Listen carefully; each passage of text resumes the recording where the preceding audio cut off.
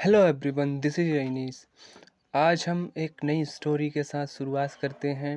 हमारा मूल उद्देश्य होता है इंग्लिश को हिंदी में ट्रांसलेट करना और स्टोरी को सीखना और उसके सारांश को समझना। हमारा जो मूल उद्देश्य है वो यही है कि हमारी जो रीडिंग स्किल्स है उसको बेहतर करना है, उसको इम्प्रूव करना है। ठीक है, तो चलिए शुरू करते हैं।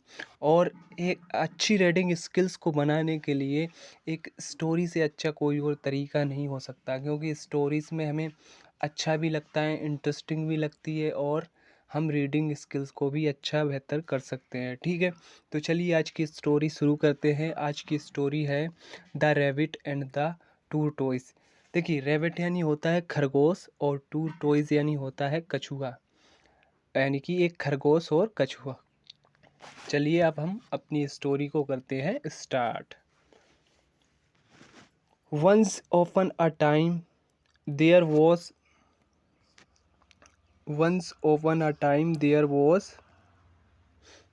a rabbit and a two toys। देखिए, once upon a time, एक समय एक कछुआ और एक खरगोश था। ठीक है, देखिए रैबिट यानी क्या होता है खरगोश और टू टॉयज यानी क्या होता है कछुआ। कौन कौन थे? कछुआ और खरगोश या कछुआ। वंस अपॉन अ टाइम, एक बार की बात है, there was a rabbit and a tortoise थे, एक कछुआ और एक खरगोश थे। दे वर गुड फ्रेंड्स। दे यानी कि वे, वर यानी प्लूरल के लिए आया है क्योंकि दो लोग हैं। ठीक है, इसलिए हमारी वर्ब जो है वर है। गुड यानी अच्छे और फ्रेंड्स यानी दोस्त, यानी कि दे वर गुड फ्रेंड्स, वे अच्छे दोस्त थे।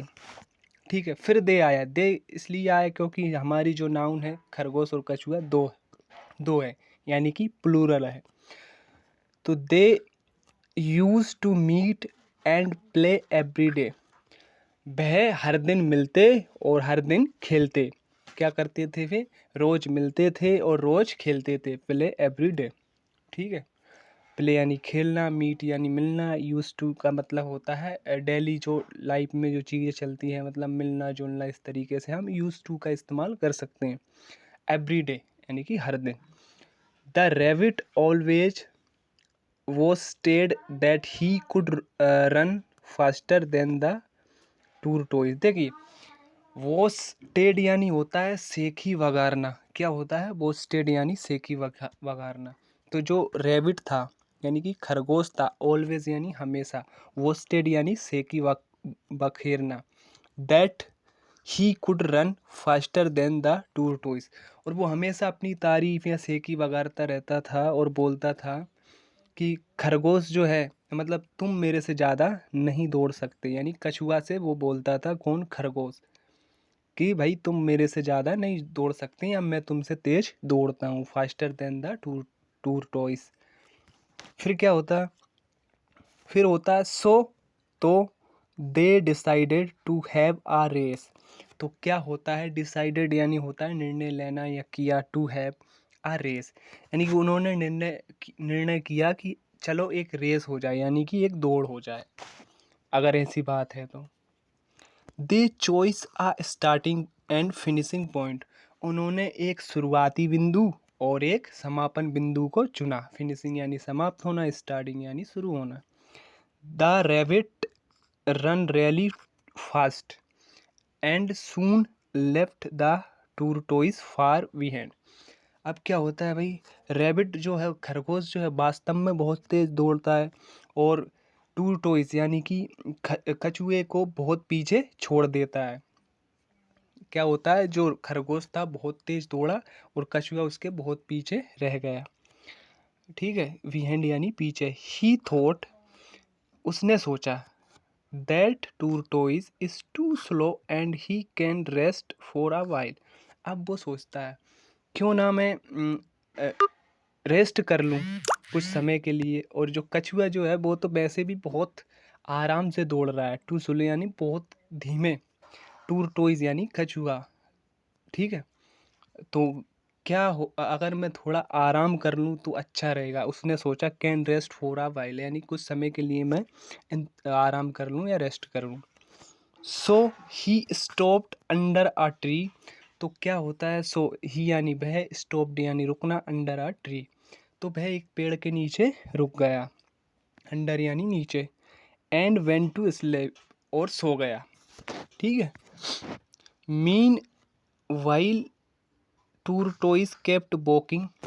अब क्या होता है, जो कछुआ होता है वो तो कंटिन्यूसली चला आ रहा है, ठीक है, द होल टाइम, पूरे समय, होल यानी पूरा, and reached the winning point, और वह जीतने की जगह पहुंच गया। विनिंग पॉइंट यानी जीतने की जगह। आराम से चला, लेकिन वो धीरे धीरे चलता चलता कंटिन्यूसली, और जहाँ विनिंग पॉइंट होना था वहाँ पर वह पहुँच गया। ठीक है। अब क्या होता, वहन द रैबिट वोकअप, यानी कि जब कछुआ जगा, ही सो उसने देखा, दैट टूरटोइस जो कछुआ है, has already won the race, और रेस जीत चुका है। किसने देखा, कछुए ने, सॉरी खरगोश ने, कि वह रेस जीत चुका है। तो क्या इस कहानी का जो मोरल क्या है, मोरल ये है, slow and steady wins the race, यानी कि आराम से रहो, लगे रहो, धीरे लगे रहो, और आप जीत जाओगे दो।